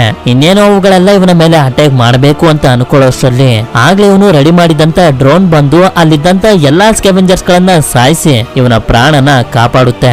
ನಂತರ ಇವನು ತುಂಬಾ ಕಷ್ಟಪಟ್ಟು ಮೇಲೆ ಬಂದು ನೋಡಿದ್ರೆ ಇವನ ಸ್ಕೂಟರ್ ಅನ್ನ ಯಾರೋ ಕತ್ಕೊಂಡು ಹೊರಟೋಗಿರ್ತಾರೆ. ಸರಿ ಇನ್ನೇನ್ ಮಾಡೋದು ಅಂತ ಹೇಳಿ ಇವನು ಮತ್ತೆ ವಾಪಸ್ ಮನೆಗ್ ಬರ್ತಾನೆ. ಮಾರನೇ ದಿನ ಇವರಿಬ್ರು ನಿದ್ದೆಯಿಂದ ಎದ್ದಾಗ ನಮ್ಗೆ ತೋರಿಸ್ತಾರೆ ಸಮುದ್ರದಲ್ಲಿದ್ದಂತ ರಿಗ್ ನ ಯಾರೋ ಬ್ಲಾಸ್ಟ್ ಮಾಡ್ಬಿಟ್ಟಿರ್ತಾರೆ. ಅದಕ್ಕೆ ಚೆಕ್ ಮಾಡೋದಕ್ಕಿಂತ ಜಾಕ್ ಅಲ್ಲಿಗೆ ಬರ್ತಾನೆ. ನನ್ನ ಸ್ಕ್ಯಾವೆಂಜರ್ಸ್ ಗಳು ಡ್ರೋನ್ ನಲ್ಲಿದ್ದಂತ ಒಂದು ಫ್ಯೂಲ್ ಸೆಲ್ ಅನ್ನ ತಗೊಂಡಿದ್ರಲ್ಲ ಅದನ್ನ ಉಪಯೋಗಿಸ್ಕೊಂಡೆ ಬ್ಲಾಸ್ಟ್ ಅನ್ನ ಮಾಡಿರೋದು. ಅದೇ ಸಮಯಕ್ಕೆ ಇವ್ರಿಗೊಂದು ಸಿಗ್ನಲ್ ಸಿಗೋದಕ್ಕೆ ಶುರುವಾಗುತ್ತೆ. ಅದನ್ನ ಇವನು ಫಾಲೋ ಮಾಡ್ಕೊಂಡು ಬಂದಾಗ ಒಂದು ಜಾಗಕ್ಕೆ ಬಂದು ತಲುಪ್ತಾನೆ. ಇದೊಂದು ಬಿಲ್ಡಿಂಗ್ ನ ಟಾಪ್, ಆದ್ರೆ ಮುಕ್ಕಾಲ್ ಭಾಗ ಇದು ಮಣ್ಣಿನ ಒಳಗಡೆ ಈಗ ಮುಚ್ಚೋಗಿರುತ್ತೆ. ಆ ಸಿಗ್ನಲ್ ಎಲ್ಲಿಂದ ಬರ್ತಿರ್ಬೋದು ಅಂತ ಇವನು ಹುಡುಕ್ತಾ ಮುಂದೆ ಬಂದಾಗ ಒಂದು ಜಾಗದಲ್ಲಿ ಇವನಿಗೆ ನೆಟ್ವರ್ಕ್ ಅನ್ನ ಸೆಂಡ್ ಮಾಡ್ತಿರುವಂತ ಟ್ರಾನ್ಸ್ಮಿಟರ್ ಕಾಣಿಸುತ್ತೆ. ಆಗ ಇವನಿಗೆ ಗೊತ್ತಾಗುತ್ತೆ ಸ್ಕೆವೆಂಜರ್ಸ್ ಗಳು ಸ್ಪೇಸ್ ಗೆ ಸಿಗ್ನಲ್ ಅನ್ನ ಕಳಿಸ್ತಿದ್ದಾರೆ ಅಂತ. ಆದ್ರಿಂದ ಇವನು ಆ ಸಿಗ್ನಲ್ ಅನ್ನ ಕಟ್ ಮಾಡ್ತಾನೆ. ಸರಿ ಅಂತ ಹೇಳಿ ಇವನು ಅಲ್ಲಿಂದ ಮುಂದೆ ಬರ್ತಿರ್ಬೇಕಾದ್ರೆ ಇಲ್ಲೇ ನಮ್ಗೆ ನ್ಯೂಕ್ಲಿಯರ್ ರೇಡಿಯೇಷನ್ ಹರಡಿರುವಂತ ಏರಿಯಾನು ಕೂಡ ಕಾಣಿಸುತ್ತೆ. ನಂತರ ಇವನು ಹೋಗ್ತಿರುವಂತ ಫ್ಲೈಯಿಂಗ್ ಆಬ್ಜೆಕ್ಟ್ ಅನ್ನ ಆಫ್ಲೈನ್ ಮಾಡಿ ಯಾರಿಗೂ ಕೂಡ ಗೊತ್ತಾಗದ ರೀತಿ ಒಂದು ಸೀಕ್ರೆಟ್ ಆಗಿರುವಂತ ಜಾಗಕ್ಕೆ ಬರ್ತಾನೆ. ಇವರು ಕೆಲಸ ಮಾಡ್ತಿರುವಂತ ಜಾಗದಿಂದ ತುಂಬಾ ದೂರದಲ್ಲಿ ಒಂದು ಮನೆನ ಕಟ್ಟಿ ಆಗಾಗ ಇಲ್ಲಿಗೆ ಬರ್ತಿರ್ತಾನೆ. ಅಷ್ಟೇ ಅಲ್ಲ, ಇವನಿಗೆ ಯಾವುದೇ ತರದ ವಸ್ತುಗಳು ಸಿಕ್ಕಿದ್ರು ಅದನ್ನ ತಗೊಂಡ್ ಬಂದು ಇಲ್ಲೇ ಇಟ್ಕೋತಿರ್ತಾನೆ. ಇವನು ಈ ತರ ಇಲ್ಲಿಗೆ ಬಂದು ಟೈಮ್ ಸ್ಪೆಂಡ್ ಮಾಡ್ತಿರೋದು ವಿಕ್ಟೋರಿಯಾಗೂ ಕೂಡ ಗೊತ್ತಿರೋದಿಲ್ಲ. ಹಾಗೆ ಇವನು ಮಲ್ಕೊಂಡು ರೆಸ್ಟ್ ಮಾಡ್ತಿರ್ಬೇಕಾದ್ರೆ ಮತ್ತೊಂದ್ಸಲ ಇವನಿಗೆ ಅದೇ ಹುಡುಗಿಯ ವಿಷನ್ ಗಳೆಲ್ಲ ಬಂದ್ಬಿಡ್ತವೆ. ಎದ್ದು ನೋಡಿದ್ರೆ ಆಕಾಶದಲ್ಲಿ ಒಂದು ಆಬ್ಜೆಕ್ಟ್ ಭೂಮಿಗೆ ಕ್ರಾಶ್ ಆಗೋದಕ್ಕೆ ಅಂತ ಬರ್ತಿರುತ್ತೆ. ಅದಕ್ಕೆ ಅದೇನಿರ್ಬೋದು ಅಂತ ಇವನು ನೋಡೋದಕ್ಕೆ ಹೋಗ್ತಿರ್ಬೇಕಾದ್ರೆ ಹಾಗೆ ವಿಕ್ಟೋರಿಯಾನು ಕೂಡ ಕಾಂಟ್ಯಾಕ್ಟ್ ಮಾಡ್ತಾನೆ. ಅದೇ ಸಮಯಕ್ಕೆ ಸ್ಯಾಲಿ ಆನ್ಲೈನ್ ಗೆ ಬಂದು ವಿಕ್ಟೋರಿಯಾಗೆ ಹೇಳ್ತಾಳೆ, ಕ್ರಾಶ್ ಆಗ್ತಿರುವಂತ ಆಬ್ಜೆಕ್ಟ್ ನ ಬಗ್ಗೆ ನೀವು ತಲೆ ಕೆಡ್ಸ್ಕೊಳ್ಳೋದಕ್ಕೆ ಹೋಗ್ಬೇಡಿ, ಅದನ್ನ ನಮ್ಮ ಡ್ರೋನ್ ಗಳು ನೋಡ್ಕೋತವೆ. ಜಾಕ್ ಅಲ್ಲಿಂದ ವಾಪಸ್ ಬರೋದಕ್ಕೆ ಹೇಳು, ನಾನು ಇನ್ನೇನು ಆಫ್ಲೈನ್ ಆಗ್ತಿದ್ದೀನಿ ಅಂತ. ಈ ವಿಷಯನ ವಿಕ್ಟೋರಿಯಾ ಜಾಕ್ ಕೂಡ ಹೇಳ್ತಾಳೆ. ಆದ್ರೆ ಇವನು ಯಾರ ಮಾತನ್ನು ಕೂಡ ಕೇಳದೆ ಆ ಆಬ್ಜೆಕ್ಟ್ ಕ್ರಾಶ್ ಆಗಿದ್ದಂತ ಜಾಕ್ ಬಂದು ನೋಡ್ತಾನೆ. ಆ ಆಬ್ಜೆಕ್ಟ್ ಇಂದ ತುಂಬಾ ಸ್ಲೀಪಿಂಗ್ ಪಾಡ್ ಗಳು ಹೊರಗಡೆ ಬಂದಿರ್ತವೆ. ಅದ್ರ ಒಳಗಡೆ ಮನುಷ್ಯರು ಇರ್ತಾರೆ. ಈಗ ಇವನು ಅಲ್ಲೆಲ್ಲ ನೋಡ್ತಾ ಮುಂದೆ ಬಂದಾಗ ಒಂದು ಶಾಕ್ ಆಗಿರುತ್ತೆ. ಯಾಕೆಂತಂದ್ರೆ ಪ್ರತಿದಿನ ಇವನ ವಿಷನ್ ಅಲ್ಲಿ ಬರ್ತಿದ್ದಂತ ಹುಡುಗಿ ಇಲ್ಲೇ ಇರ್ತಾಳೆ. ಅದೇ ಸಮಯಕ್ಕೆ ಅಲ್ಲಿಗೆ ಒಂದು ಡ್ರೋನ್ ಬಂದು ಸ್ಲೀಪಿಂಗ್ ಪಾಡ್ ಒಳಗಡೆ ಮಲಗಿರುವಂತ ಎಲ್ಲಾ ಮನುಷ್ಯರನ್ನ ಸಾಯಿಸ್ಬಿಡುತ್ತೆ. ಅದು ಆ ಹುಡುಗಿನೂ ಕೂಡ ಸಾಯಿಸೋದಕ್ಕೆ ಬರ್ತಿರ್ಬೇಕಾದ್ರೆ ಜಾಕ್ ಮುಂದೆ ಬಂದ್ಬಿಡ್ತಾನೆ. ಈ ಡ್ರೋನ್ಸ್ ಗಳನ್ನೆಲ್ಲ ಕಂಟ್ರೋಲ್ ಮಾಡೋದು ಸ್ಯಾಲಿ. ಆದ್ರೆ ಈಗ ಅವಳು ಆಫ್ಲೈನ್ ಗೆ ಹೊರಟೋಗಿದ್ದಾಳೆ. ಆದ್ರೂ ಕೂಡ ಇವನು ಹೇಗೋ ಮಾಡಿ ಆ ಡ್ರೋನ್ ನಲ್ಲಿಂದ ಹೋಗೋ ರೀತಿ ಮಾಡ್ಬಿಡ್ತಾನೆ. ನಂತರ ಆ ಹುಡುಗಿನ ಕಾಪಾಡಿ ಇವನ ಜೊತೆನೆ ಇವರು ವಾಸ ಮಾಡ್ತಿರುವಂತ ಮನೆಗೆ ಕರ್ಕೊಂಡ್ ಬರ್ತಿರ್ತಾನೆ. ಅವಳನ್ನ ಮನೆ ಕರ್ಕೊಂಡ್ ಬಂದಿರೋದು ವಿಕ್ಟೋರಿಯಾಗೆ ಸ್ವಲ್ಪನೂ ಕೂಡ ಇಷ್ಟ ಇರೋದಿಲ್ಲ. ಇವರಿಬ್ರು ಸೇರಿ ಸ್ಲೀಪಿಂಗ್ ಪಾಡ್ ಅನ್ನು ಓಪನ್ ಮಾಡಿದಾಗ ಆ ಹುಡುಗಿಗೆ ಎಚ್ಚರ ಆಗುತ್ತೆ. ಆದ್ರೆ ಹುಡುಗಿಗೆ ಆರೋಗ್ಯ ಸರಿ ಇರೋದಿಲ್ಲ. ಯಾಕೆಂತಂದ್ರೆ ತುಂಬಾ ವರ್ಷಗಳಿಂದನೂ ಈ ಸ್ಲೀಪಿಂಗ್ ಪಾಡ್ ಒಳಗಡೆ ಮಲ್ಕೊಂಡಿದ್ಲು. ಅವಳು ಜಾಕ್ ಹಾಗೆ ವಿಕ್ಟೋರಿಯಾನ ತುಂಬಾ ಆಶ್ಚರ್ಯದಿಂದ ನೋಡ್ತಿರ್ತಾಳೆ. ನಂತರ ವಿಕ್ಟೋರಿಯಾ ಅವಳಿಗೆ ಟ್ರೀಟ್ಮೆಂಟ್ ಅನ್ನ ಕೊಡ್ತಿರ್ಬೇಕಾದ್ರೆ ಹೇಳ್ತಾಳೆ, ನನ್ನ ಹೆಸರು ಜೂಲಿಯಾ ಅಂತ. ಹಾಗೆ ಸ್ಲೀಪಿಂಗ್ ಪಾಡ್ ಅನ್ನ ಚೆಕ್ ಮಾಡಿದಾಗ ಇವರೆಲ್ಲರಿಗೂ ಗೊತ್ತಾಗುತ್ತೆ ಜೂಲಿಯಾ 60 ವರ್ಷದಿಂದನೂ ಆ ಸ್ಲೀಪಿಂಗ್ ಪಾಡ್ ಒಳಗಡೆ ಮಲ್ಕೊಂಡಿದ್ಲು ಅಂತ. ಅಂದ್ರೆ ಭೂಮಿ ಮೇಲೆ ಸ್ಕ್ಯಾವೆಂಜರ್ಸ್ ಗಳು ಅಟ್ಯಾಕ್ ಮಾಡಿರುವಂತ ವಿಷಯ ಅವಳಿಗೆ ಗೊತ್ತಿರೋದಿಲ್ಲ. ಅದಕ್ಕೆ ಅವಳಿಗೆ ಸ್ಕ್ಯಾವೆಂಜರ್ಸ್ ಗಳು ಅಟ್ಯಾಕ್ ಮಾಡಿರೋದ್ರ ಬಗ್ಗೆ ಉಳ್ಕೊಂಡಿರುವಂತ ಮನುಷ್ಯರು ಟೈಟನ್ ಗ್ರಹಕ್ಕೆ ಹೋಗ್ತಿರುವಂತ ಎಲ್ಲಾ ವಿಷಯನೂ ಹೇಳಿ ಕೇಳ್ತಾರೆ. ನೀವು ಹೇಗೆ ಸ್ಪೇಸ್ ಇಂದ ಬಂದು ಕ್ರಾಶ್ ಆದ್ರೆ ಯಾವ ಮಿಷನ್ ಗೋಸ್ಕರ ನೀವು ಹೋಗಿದ್ರಿ ಅಂತ. ಆದ್ರೆ ಜೂಲಿಯಾ ಮಾತ್ರ ಅವರಿಗೆ ಏನು ಕೂಡ ಹೇಳೋದಿಲ್ಲ. ಮೊದ್ಲು ನನ್ಗೆ ನಮ್ಮ ಫ್ಲೈಟ್ ರೆಕಾರ್ಡರ್ ಬೇಕು, ಅದಾದ್ಮೇಲೆ ನಿಮ್ಗೆ ಎಲ್ಲಾ ವಿಷಯನೂ ಹೇಳ್ತೀನಿ ಅಂತಾಳೆ. ಇಷ್ಟೊತ್ತಲ್ಲಿ ಅಲ್ಲಿಗೆ ಹೋಗೋದು ಸರಿಯಲ್ಲ, ನಾಳೆ ಬೆಳಗ್ಗೆ ಹೋಗೋಣ ಅಂತ ಜಾಕ್ ಹೇಳ್ತಾನೆ. ಈಗ ಇವನಿಗೊಂದು ಡೌಟ್ ಶುರು ಆಗೋಗಿರುತ್ತೆ, ಯಾಕೆ ಆ ಡ್ರೋನ್ ಬಂದು ಸ್ಲೀಪಿಂಗ್ ಪಾಡ್ ಅಲ್ಲಿ ಇದ್ದಂತ ಮನುಷ್ಯರನ್ನೆಲ್ಲ ಸಾಯಿಸ್ತು ಅಂತ. ಅದಕ್ಕೆ ಇವನು ವಿಕ್ಟೋರಿಯಾನ ಕೇಳ್ತಾನೆ, ನಮ್ಮ ಮೆಮೊರಿನ ವೈಪ್ ಮಾಡೋದಕ್ಕಿಂತ ಮುಂಚೆ ನಡೆದಿದ್ದಂತ ನೆನಪುಗಳು ನಿನ್ಗೆ ಇದೆಯಾ ಅಂತ. ಆದ್ರೆ ಇವಳು ಮಾತ್ರ ನೆನಪು ಮಾಡ್ಕೊಳ್ಳೋದು ನಮ್ಮ ಕೆಲಸ ಅಲ್ಲ ಅಂತ ಹೇಳಿ ಸುಮ್ನಾಗ್ತಾಳೆ. ಮಾರನೇ ದಿನ ಎದ್ದು ನೋಡಿದ್ರೆ ಜೂಲಿಯಾ ಅವರ ಫ್ಲೈಟ್ ಕ್ರಾಶ್ ಆಗಿದ್ದಂತ ಜಾಗಕ್ಕೆ ಹೋಗೋದಕ್ಕೆ ರೆಡಿ ಆಗಿ ನಿಂತಿರ್ತಾಳೆ. ಇವಾಗ ಮುಂದೆ ಏನ್ ಮಾಡ್ಬೇಕು ಅಂತ ಅವಳು ಕೇಳಿದಾಗ ಇವನು ಹೇಳ್ತಾನೆ, ಟೆಡ್ ಇಂದ ಡ್ರೋನ್ಸ್ ಗಳು ಬರ್ತವೆ, ಆಮೇಲೆ ಬೇಕಾದ್ರೆ ನಾವು ಅಲ್ಲಿಗೆ ಹೋಗ್ಬೋದು ಅಂತ. ಭೂಮಿಯಿಂದ ಹೊರಗಡೆ ಟೆಡ್ ಅನ್ನೋ ಸ್ಪೇಸ್ ಸ್ಟೇಷನ್ ಇದೆಯಲ್ಲ ಅದ್ರ ಬಗ್ಗೆನೆ ಜಾಕ್ ಹೇಳ್ತಿರೋದು. ಟೆಡ್ ಹೆಸರನ್ನ ಕೇಳ್ತಿದ್ದಂಗೆನೆ ಇವಳು ತುಂಬಾ ಗಾಬರಿಯಾಗಿ ಹೇಳ್ತಾಳೆ, ಅದು ಬರೋದಕ್ಕಿಂತ ಮುಂಚೆನೆ ನಾವ್ ಅಲ್ಲಿಗೆ ಹೋಗ್ಬೇಕು, ಅಲ್ಲಿಗೆ ಹೋದ್ಮೇಲೆ ಎಲ್ಲ ನಿನ್ಗೆ ಅರ್ಥ ಆಗುತ್ತೆ ಅಂತ. ನಂತರ ವಿಕ್ಟೋರಿಯಾ ಎದ್ದು ನೋಡಿದಾಗ ಇವಳಿಗೆ ತುಂಬಾನೇ ಬೇಜಾರಾಗುತ್ತೆ. ಯಾಕೆಂತಂದ್ರೆ ಇವಳಿಗೆ ಹೇಳ್ದೇನೆ ಜಾಕ್ ಜೂಲಿಯಾನ ಕರ್ಕೊಂಡು ಫ್ಲೈಟ್ ಕ್ರಾಶ್ ಆಗಿದ್ದಂತ ಜಾಕ್ಗೆ ಹೋಗ್ತಿರ್ತಾನೆ. ನಂತರ ಇವರಿಬ್ರು ಕ್ರಾಶ್ ಆಗಿದ್ದಂತ ಜಾಕ್ಗೆ ಬಂದು ತಲುಪ್ತಾರೆ. ಜೂಲಿಯಾ ಕ್ರಾಶ್ ಆಗಿದ್ದಂತ ಆಬ್ಜೆಕ್ಟ್ ನ ಫ್ಲೈಟ್ ರೆಕಾರ್ಡರ್ ಅನ್ನ ಹುಡುಕ್ಬಿಡ್ತಾಳೆ. ಆದ್ರೆ ಅದೇ ಸಮಯಕ್ಕೆ ಸ್ಕ್ಯಾವೆಂಜರ್ಸ್ ಗಳು ಇವರ ಮೇಲೆ ಅಟ್ಯಾಕ್ ಮಾಡಿ ಇವರನ್ನ ಕರ್ಕೊಂಡು ಹೊರಟೋಗ್ತಾರೆ. ಇದು ವಿಕ್ಟೋರಿಯಾಗೂ ಕೂಡ ಗೊತ್ತಾಗಿ ಜಾಕ್ ನ ಹುಡ್ಕೋದಕ್ಕೆ ಒಂದು ಡ್ರೋನ್ ನ ಕಳಿಸಿ ಅಂತ ಸ್ಯಾಲಿಗೆ ಹೇಳ್ತಾಳೆ. ಸರಿ ಅಂತ ಹೇಳಿ ಸ್ಯಾಲಿ ಕೂಡ ಒಂದು ಡ್ರೋನ್ ಅನ್ನ ಕಳಿಸ್ತಾಳೆ. ಹಾಗೆ ಇವರಿಗೆ ಜೂಲಿಯಾ ಸಿಕ್ಕಿರುವಂತ ವಿಷಯ ಸ್ಯಾಲಿಗೆ ಗೊತ್ತಿರೋದಿಲ್ಲ. ಜಾಕ್ಗೆ ಎಚ್ಚರ ಆದಾಗ ಇವನನ್ನ ಕಟ್ಟಾಕಿರ್ತಾರೆ. ಹಾಗೆ ಯಾರೋ ಇವನ ಮುಂದೆನೆ ಕುಂತ್ಕೊಂಡು ಮಾತಾಡ್ತಿರ್ತಾರೆ. ಯಾರು ಅಂತ ನೋಡಿದ್ರೆ ಅದೊಬ್ಬ ಮನುಷ್ಯ. ಇವನ ಹೆಸರು ಮ್ಯಾಲ್ಕಮ್ ಅಂತ. ಇವನು ಜಾಕ್ ನ ಕೇಳ್ತಾನೆ, ಜಾಕ್ ನೀನ್ ಯಾವತ್ತಾದ್ರೂ ಸ್ಕ್ಯಾವೆಂಜರ್ಸ್ ಗಳನ್ನ ನೋಡಿದ್ಯಾ ಅಥವಾ ರೇಡಿಯೇಷನ್ ಇರುವಂತ ಜಾಕ್ಗೆ ಯಾವತ್ತಾದ್ರೂ ಹೋಗಿದ್ಯಾ ಅಂತ ಹೇಳಿ ಲೈಟ್ ಅನ್ನ ಆನ್ ಮಾಡ್ತಾರೆ. ಆಗ ನಮ್ಗೆ ಗೊತ್ತಾಗುತ್ತೆ ಇಲ್ಲಿ ಯಾವುದೇ ತರದ ಸ್ಕ್ಯಾವೆಂಜರ್ಸ್ ಗಳು ಇಲ್ಲ, ಇರೋರೆಲ್ಲ ಬರೀ ಮನುಷ್ಯರೇ ಅಂತ. ಇಲ್ಲೆಲ್ಲ ಏನ್ ನಡೀತಿದೆ ಅಂತ ಜಾಕ್ಗಂತೂ ಅರ್ಥನೇ ಆಗ್ತಿರೋದಿಲ್ಲ. ಇವರೆಲ್ಲ ಮನುಷ್ಯರು ಅಂತ ಅಂದ್ಮೇಲೆ ಸ್ಕ್ಯಾವೆಂಜರ್ಸ್ ಗಳು ಎಲ್ಲಿ ಅಂತ. ಮ್ಯಾಲ್ಕಮ್ ಮತ್ತೊಂದ್ಸಲ ಇವನನ್ನ ಕೇಳ್ತಾನೆ, ನೀನೇ ಒಂದ್ಸಲ ಯೋಚನೆ ಮಾಡು, ಆ ಡ್ರೋನ್ಸ್ ಗಳ ಯಾಕೆ ಸ್ಲೀಪಿಂಗ್ ಪಾಡ್ಸ್ ನಲ್ಲಿ ಇದ್ದಂತ ಮನುಷ್ಯರನ್ನ ಸಾಯಿಸ್ತು ಅಂತ. ಆದ್ರೆ ಇದಕ್ಕೆ ಜಾಕ್ ಹತ್ರನೂ ಕೂಡ ಯಾವುದೇ ತರದ ಉತ್ತರ ಇರೋದಿಲ್ಲ. ಈ ಕಡೆ ಸ್ಯಾಲಿ ಕಳ್ಸಿರುವಂತ ಡ್ರೋನ್ ಜಾಕ್ ನ ಹುಡ್ಕೋದಕ್ಕೆ ಶುರು ಮಾಡಿರುತ್ತೆ. ಇಲ್ಲಿ ಮ್ಯಾಲ್ಕಮ್ ಹಾಗೆ ಅವನ ಜನರು ಒಂದು ಡ್ರೋನ್ ನ ಕೂಡ ಕದ್ದಿರ್ತಾರೆ. ಈ ಡ್ರೋನ್ ನ ನೀನು ಪ್ರೋಗ್ರಾಮ್ ಮಾಡಿ ಟೆಡ್ ಹತ್ರ ಹೋಗೋ ರೀತಿ ಮಾಡು, ನಾವು ಇದ್ರ ಒಳಗಡೆ ನ್ಯೂಕ್ಲಿಯರ್ ಬಾಂಬ್ ಅನ್ನ ಇಟ್ಟಿರ್ತೀವಿ, ಆಗ ಟೆಡ್ ನಾಶ ಆಗುತ್ತೆ ಅಂತ. ಆದ್ರೆ ಜಾಕ್ ಮಾತ್ರ ಅದಕ್ಕೆ ಒಪ್ಕೊಳ್ಳೋದಿಲ್ಲ. ಅಲ್ಲೂ ಕೂಡ ಮನುಷ್ಯರು ಇದ್ದಾರೆ ಅಂತ ಹೇಳ್ತಿರ್ತಾನೆ. ಅದೇ ಸಮಯಕ್ಕೆ ಸ್ಯಾಲಿ ಕಳ್ಸಿದ್ದಂತ ಡ್ರೋನ್ ಇವ್ರು ಇರೋಂತ ಜಾಗನ ಡಿಟೆಕ್ಟ್ ಮಾಡಿ ಅಟ್ಯಾಕ್ ಮಾಡೋದಕ್ಕೆ ಶುರು ಮಾಡುತ್ತೆ. ಆದ್ರೆ ಮ್ಯಾಲ್ಕಮ್ ನ ಜನರು ಹೇಗೋ ಮಾಡಿ ಅದನ್ನ ಬ್ಲಾಸ್ಟ್ ಆಗೋ ರೀತಿ ಮಾಡ್ಬಿಡ್ತಾರೆ. ಜಾಕ್ಗೆ ಬರೀ ಮಾತಲ್ಲಿ ಹೇಳಿದ್ರೆ ಅರ್ಥ ಆಗೋದಿಲ್ಲ ಅಂತ ಅವನ ಸ್ಕೂಟರ್ ಅನ್ನ ವಾಪಸ್ ಕೊಟ್ಟು ಮ್ಯಾಲ್ಕಮ್ ಹೇಳ್ತಾನೆ, ನಾನು ರೇಡಿಯೇಷನ್ ಇರುವಂತ ಜಾಗಕ್ಕೆ ಹೋಗಿ ಬಂದಿದ್ದೀನಿ, ನಿನ್ಗೆ ಎಲ್ಲಾ ಸತ್ಯನೂ ಗೊತ್ತಾಗ್ಬೇಕು ಅಂತಂದ್ರೆ ನೀನು ಕೂಡ ರೇಡಿಯೇಷನ್ ಇರುವಂತ ಜಾಗಕ್ಕೆ ಹೋಗಿ ನೋಡು ಅಂತ. ಸರಿ ಅಂತ ಹೇಳಿ ಇವನು ಕೂಡ ಜೂಲಿಯಾನ ಕರ್ಕೊಂಡು ಆ ರೇಡಿಯೇಷನ್ ಇರುವಂತ ಜಾಗಕ್ಕೆ ಹೋಗ್ತಿರ್ತಾನೆ. ಆದ್ರೆ ಅದಕ್ಕಿಂತ ಮುಂಚೆ ಜೂಲಿಯಾನ ಒಂದು ಜಾಗಕ್ಕೆ ಕರ್ಕೊಂಡು ಬರ್ತಾನೆ. ಯಾಕೆಂತಂದ್ರೆ ಇವನು ಜೂಲಿಯಾನ ಮೀಟ್ ಮಾಡುವಂತ ವಿಷನ್ ಗಳೆಲ್ಲ ಬರ್ತಿದ್ವಲ್ಲ, ಆ ವಿಷನ್ ಅಲ್ಲಿ ಈ ಜಾಗ ಕೂಡ ಇರುತ್ತೆ. ಇಷ್ಟೊತ್ತಿಗೆ ವಿಕ್ಟೋರಿಯಾಗೂ ಕೂಡ ಗೊತ್ತಾಗಿರುತ್ತೆ ಜಾಕ್ ಇನ್ನು ಬದುಕಿದ್ದಾನೆ ಅಂತ. ಅದಕ್ಕೆ ಅವನ ಹತ್ರ ಫ್ಲೈಯಿಂಗ್ ಆಬ್ಜೆಕ್ಟ್ ಅನ್ನ ಕಳಿಸ್ತಾಳೆ. ಈ ಕಡೆ ಜಾಕ್ ಜೂಲಿಯಾನ ಕೇಳ್ತಾನೆ, ಆ ಕ್ರಾಶ್ ಆಗಿದ್ದಂತ ಆಬ್ಜೆಕ್ಟ್ ಅಲ್ಲಿ ನೀನು ಏನ್ ಮಾಡ್ತಿದ್ದೆ, ನೀನು ಎಷ್ಟೊಂದ್ಸಲ ನನ್ನ ಕನ್ಸಲೆಲ್ಲ ಬಂದಿದ್ಯಾ, ಯಾರ್ ನೀನು ಅಂತ. ಅದಕ್ಕೆ ಇವಳು ಹೇಳೋದಕ್ಕೆ ಶುರು ಮಾಡ್ತಾಳೆ, ಕ್ರಾಶ್ ಆಗಿದ್ದು ಅದೊಂದು ಸ್ಪೇಸ್ಶಿಪ್, ರಿಸರ್ಚ್ ಗೆ ಅಂತ ನಾವೆಲ್ಲರೂ ಟೈಟನ್ ಗ್ರಹಕ್ಕೆ ಹೋಗ್ತಿದ್ವಿ. ಆದ್ರೆ ಹೋಗ್ತಿರ್ಬೇಕಾದ್ರೆ ಭೂಮಿಯಿಂದ ಸ್ವಲ್ಪ ದೂರದಲ್ಲೇ ಒಂದು ಏಲಿಯನ್ ಶಿಪ್ ನಮ್ಗೆ ಕಾಣಿಸ್ತು. ಆ ಏಲಿಯನ್ ಶಿಪ್ ಬೇರೆ ಯಾವ್ದು ಅಲ್ಲ, ಅದು ಟೆಡ್. ನಾವೆಲ್ಲರೂ ಸ್ಲೀಪಿಂಗ್ ಚೇಂಬರ್ ಅಲ್ಲಿ ಮಲಗಿದ್ವಿ. ಆದ್ರೆ ನಿನ್ಗೆ ಹಾಗೆ ವಿಕ್ಟೋರಿಯಾಗೆ ನಮ್ಗಿಂತ ಮೊದ್ಲೇ ಎಚ್ಚರ ಆಗಿತ್ತು ಅಂತ ಅನ್ಸುತ್ತೆ. ಅದಕ್ಕೆ ಆ ಏಲಿಯನ್ಸ್ ಗಳು ನಿಮ್ಮಿಬ್ರನ್ನ ಹಿಡಿದು ನಿಮ್ಮ ಬ್ರೈನ್ ಅಲ್ಲಿ ಇದ್ದಂತ ಎಲ್ಲಾ ಮೆಮೊರಿನ ಎರೇಸ್ ಮಾಡಿದ್ದಾರೆ ಅಂತ. ಈಗ ನಮ್ಗೆ ಇಲ್ಲೊಂದು ದೊಡ್ಡ ಸಸ್ಪೆನ್ಸ್ ರಿವೀಲ್ ಆಗುತ್ತೆ. ಜೂಲಿಯಾ ಹಾಗೆ ಅವಳ ಟೀಮ್ ನವರು ಟೆಡ್ ಹತ್ರ ಹೋಗ್ತಿರ್ಬೇಕಾದ್ರೆ ಅವರ ಟೀಮ್ ನಲ್ಲಿ ಜಾಕ್ ಹಾಗೆ ವಿಕ್ಟೋರಿಯಾನು ಕೂಡ ಇದ್ರು. ಇದನ್ನ ಕೇಳಿ ಜಾಕ್ ಅಂತೂ ಆಕಾಶನೇ ತಲೆ ಮೇಲೆ ಬಿದ್ದಂಗೆ ಆಗೋಗುತ್ತೆ. ಅದಕ್ಕೆ ನೀನು ಯಾರು ಅಂತ ಜೋರಾಗಿ ಕೇಳಿದಾಗ ಅವಳು ಹೇಳ್ತಾಳೆ, ನಾನು ನಿನ್ನ ವೈಫ್ ಅಂತ. ಇದನ್ನ ಕೇಳಿ ಇವನ್ಗಂತೂ ನಂಬೋದಕ್ಕೆ ಆಗೋದಿಲ್ಲ. ನಂತರ ಜೂಲಿಯಾ ಅವನಿಗೊಂದು ರಿಂಗ್ ಅನ್ನ ತೋರಿಸ್ತಾಳೆ. ಈ ರಿಂಗ್ ಅನ್ನ ಜೂಲಿಯಾಗೆ ಜಾಕೆ ಕೊಟ್ಟಿರ್ತಾನೆ. ಆ ರಿಂಗ್ ಅನ್ನ ನೋಡ್ತಿದ್ದಂಗೆನೆ ಎರೇಸ್ ಆಗಿದ್ದಂತ ಎಲ್ಲಾ ಮೆಮೊರೀಸ್ ಗಳು ಇವನಿಗೆ ಮತ್ತೊಂದ್ಸಲ ನೆನಪಿಗೆ ಬಂದ್ಬಿಡ್ತವೆ. ಆಗ ಇವನಿಗೂ ಕೂಡ ಗೊತ್ತಾಗುತ್ತೆ ಜೂಲಿಯಾ ನಿಜವಾಗ್ಲೂ ಇವನೇ ಹೆಂಡತಿನೇ ಅಂತ. ಇದರಿಂದ ಅವಳನ್ನ ತಪ್ಕೊಂಡಿರ್ಬೇಕಾದ್ರೆ ಅದೇ ಸಮಯಕ್ಕೆ ವಿಕ್ಟೋರಿಯಾ ಕಳಿಸಿದಂತ ಫ್ಲೈಯಿಂಗ್ ಆಬ್ಜೆಕ್ಟ್ ಅಲ್ಲಿಗೆ ಬರುತ್ತೆ. ಆದ್ರೆ ಕ್ಯಾಮ್ರಾದಿಂದ ಅವರಿಬ್ರು ತಪ್ಕೊಂಡಿರೋದನ್ನ ನೋಡಿ ಇವಳು ಅನ್ಕೋತಾಳೆ, ಜಾಕ್ ನನ್ಗೆ ಮೋಸ ಮಾಡ್ತಿದ್ದಾನೆ ಅಂತ. ಈಗ ಜಾಕ್ಗೆ ಎಲ್ಲಾ ವಿಷಯನೂ ಗೊತ್ತಾಗಿರೋದ್ರಿಂದ ಜೂಲಿಯಾನ ಕರ್ಕೊಂಡು ವಿಕ್ಟೋರಿಯಾ ಹತ್ರ ಬರ್ತಾನೆ. ಅವಳಿಗೂ ಕೂಡ ಎಲ್ಲಾ ವಿಷಯನೂ ಹೇಳಿ ಅರ್ಥ ಮಾಡ್ಸೋದಕ್ಕೆ ಅಂತ. ಆದ್ರೆ ವಿಕ್ಟೋರಿಯಾ ಮಾತ್ರ ಅವನ ಯಾವುದೇ ಮಾತನ್ನ ಕೇಳೋದಕ್ಕೆ ರೆಡಿನೇ ಆಗಿರೋದಿಲ್ಲ. ಇದೇ ಕೋಪದಲ್ಲಿ ಇವಳು ಸ್ಯಾಲಿನ ಕಾಂಟ್ಯಾಕ್ಟ್ ಮಾಡಿ ಹೇಳ್ಬಿಡ್ತಾಳೆ, ಪ್ಲೇನ್ ಕ್ರಾಶ್ ಆದಾಗ ಜಾಕ್ಗೆ ಜೂಲಿಯಾ ಅನ್ನೋ ಒಬ್ಳು ಹುಡುಗಿ ಸಿಕ್ಕಿದಾಳೆ, ಅವಳಿಂದ ಜಾಕ್ ಈಗ ಸರಿಯಾಗಿ ಕೆಲಸ ಮಾಡ್ತಿಲ್ಲ ಅಂತ.